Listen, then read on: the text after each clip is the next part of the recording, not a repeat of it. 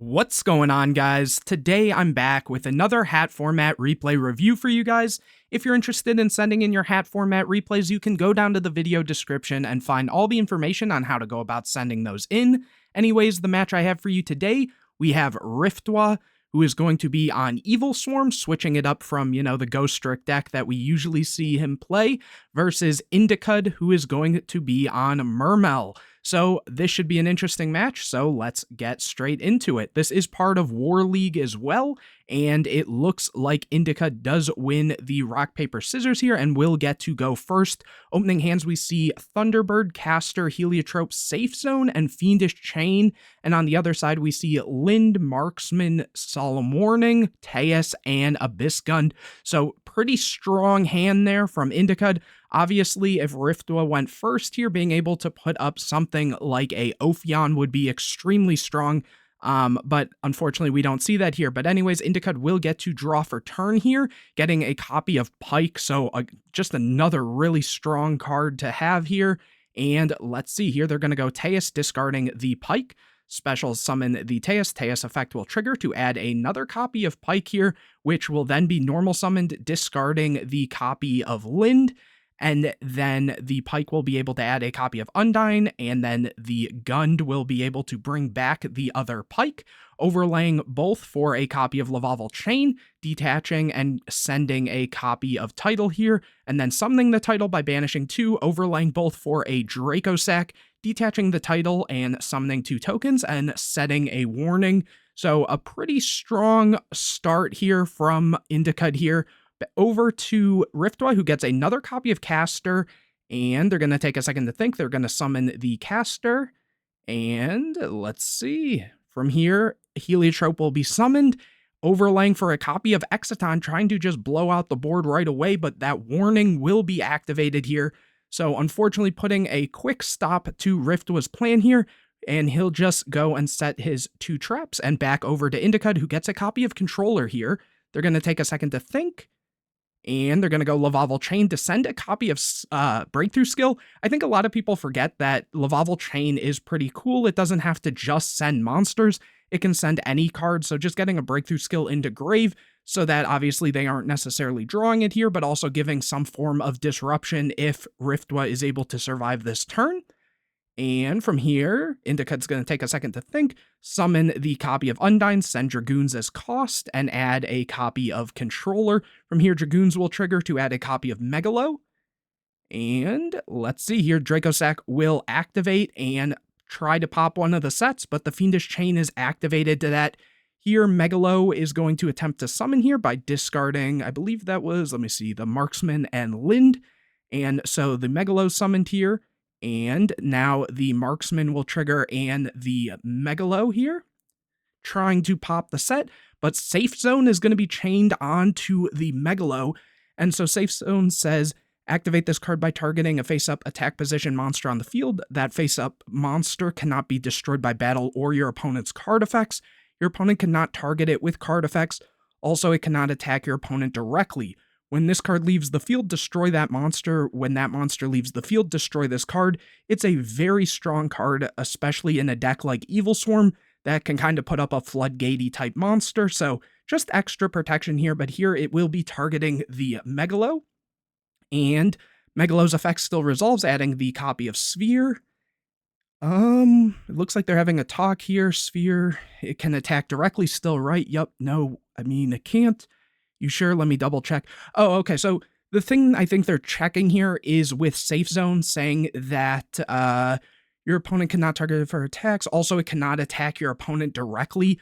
So the ruling with this, if I'm not mistaken, which is a little bit weird, is if this targets an opponent's monster, so in this case targeting the Megalo, then the Megalo is still able to attack because it's referring to the opponent of the card, whoever the controller of Safe Zone is.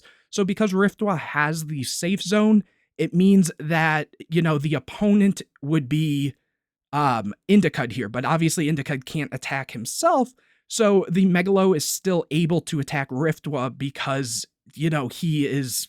I don't exactly know how to explain it, but yeah, in general, the Safe Zone preventing the attacks would only happen if Riftwa targeted his own monster, not the opponent's here. So that's something to keep in mind. And I feel like that's a ruling you don't really see as much, except in like past formats. I think like close to redo format, some people played this, or I guess around, yeah, like the Inzektor wind-up times, a lot of people did mess with cards like Safe Zone. But anyways, from here, they're just going to keep talking it out a little bit, and I guess maybe they found a ruling at this point. Here, Megalo's going to activate its effect, tributing off the copy of Undyne, so it can make 2 attacks this turn, banishing 2 to summon back the title, and Riftwa is just going to scoop it up there. That was, I'm pretty sure, enough damage there. Especially with the Lavalval Chain being the extra bit. But here we will see Riftwa start this one out. Opening hands, we see Rescue Rabbit, MST, Fiendish Chain, Infestation, Infection, and MST. And on the other side, we see Dragoons, Undyne, Title, Abyss Sphere, and another copy of Undyne. So, you know, pretty solid hand from both players. And here, Riftwa will get to draw for turn, getting a copy of Vanity's Emptiness. This is one of the decks that is known to play Emptiness because of cards like Master Key Beetle. But anyways, here the rabbit is summoned, using the effect to summon 2 copies of Heliotrope from deck. After that, he's going to overlay them for, taking a second to think, going for the Key Beetle, so this definitely shows that Emptiness or a Floodgate in general is in hand. Setting and targeting the MST, which is a little strange, but maybe trying to kind of mind game the opponent a little here. Very interesting to see that, and setting just 3 other back row afterwards, keeping the other MST in hand. Over to Indicud, who gets a copy of Marksman here. And they're going to take a second to think. They are going to go Undyne, send a copy of Infantry.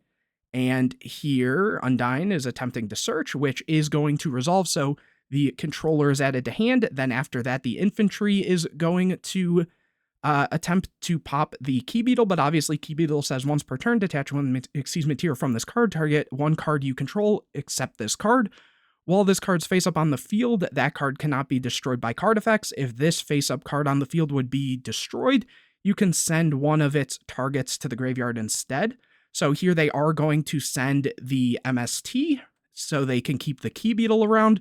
After that, Indicud is just going to set the Sphere, play it a little slow here, and over to Riftwa, who gets a copy of Caster. Here, the Key Beetle is going to target the Emptiness now, and it looks like an Infection is going to be activated to shuffle back the Caster as cost, and Indicud says it's good, and here they'll add a copy of Kirkion, summon the Kirkion, use the effect banishing a Heliotrope to add the Heliotrope to hand, and then additional summon the Heliotrope, and yep, just going to battle phase, pushing in for some damage. The Kirkion gets in. Are we going to see this Sphere activated? It looks like they're thinking.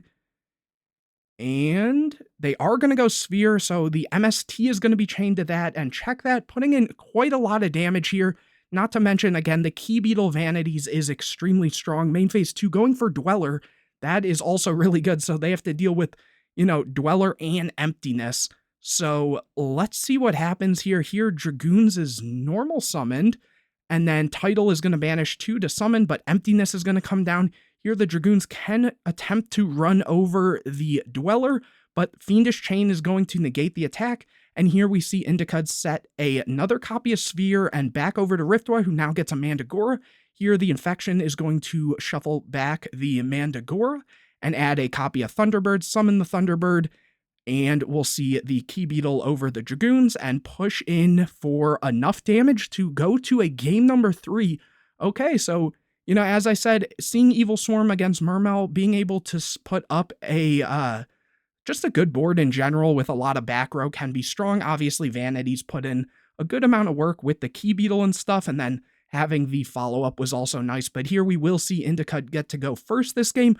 Opening hands, we see Rescue Rabbit, Save Zone, Heliotrope, MST, and Mandagora. And on the other side, we see Undyne, Sphere, MST, Teus, and a Infantry.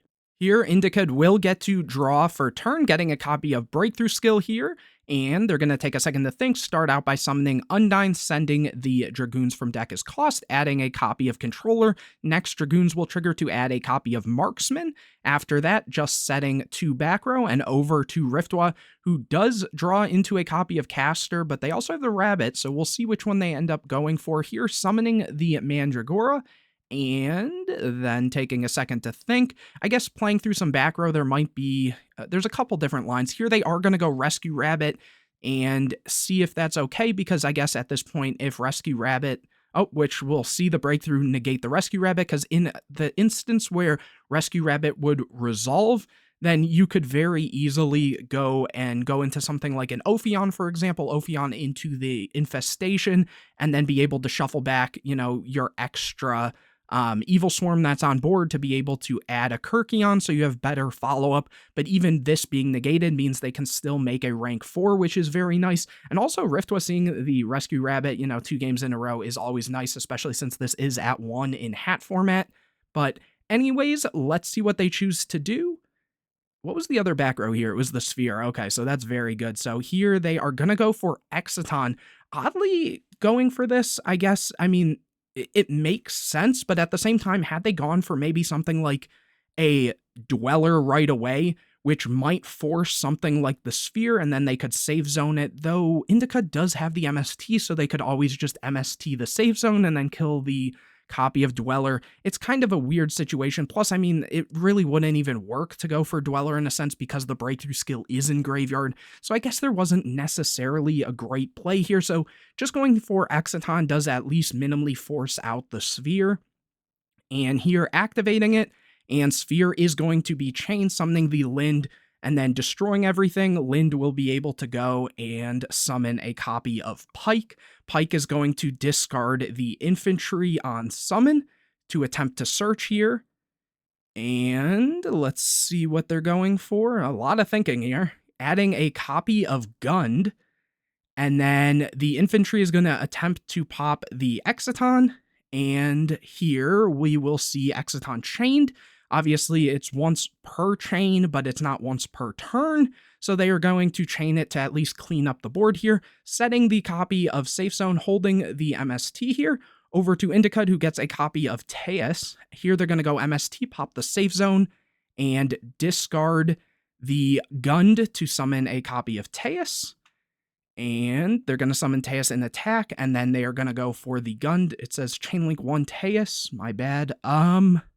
This is one of the weird situations where you are able to activate Teus as Chainlink 1, because with other things like Marksman and other things, the discard of the Atlanteans and stuff have to be Chainlink 1, just because of old trigger ruling during this time period, at least for, I guess, North America, which is what most people go for hat format. But anyways, here bringing back the Pike, and the Teus here is going to search another copy of Pike. And then from here, Pike is going to be summoned, overlaying for a Lavalval Chain, detaching, kind of similar to the first game, sending the title, banishing 2 to summon that title. And are they going to go for a push here? Let's see. Yep, they are just going to battle phase, swinging in for quite a lot of damage here. And let's see what they do main phase 2. Main phase 2, they're going to go for a copy of Gaios, okay? Very strong. Here, Riftwa gets a copy of Vanity's Emptiness. Unfortunately, not great into this already established board, which is one of the downsides of Vanity's Emptiness that I've talked about before. But here they are going to normal summon a copy of Caster, additional summon a Heliotrope, and overlay for a copy of Ophion. And they say it's good to activate Ophion, but the Gaios can check this here, because Gaios has the ability, it's been a little while, I feel, since I've shown this off, but it says once per turn during either player's turn, you can detach and exceed material from this card, negate the effects of all face-up monsters your opponent controls that have less attack than this card until the end of this turn, so obviously negating the Ophion here. And then Riftwood just goes to battle phase and tries to run over this chain, which does go and work. Then main phase 2, setting 2, and Indica gets a copy of Marksman here, activating the Gaios right away, and pitching the Marksman to summon the Teus. Here, Vanity's Emptiness is chained, so the Teus won't be summoned, but the Marksman can still trigger, popping the MST, which will then send the Emptiness, and Riftwa has to scoop it up, so we do see Indica take it with Mermail. Honestly, a kind of cool match. I can't really say if it felt one-sided or not, given it went into a game 3, but Always cool to see Evilswarm, always cool to see Mermail, and hopefully you guys enjoyed this video. If you did, make sure to leave a like on it, comment any questions or videos you want to see in the future, subscribe to the channel, hit the bell to get notified anytime I put a new video out, share this video with your friends, and make sure to go down to the video description to find out how you can send in your hat format replays. But anyways, guys, I will see you in the next video.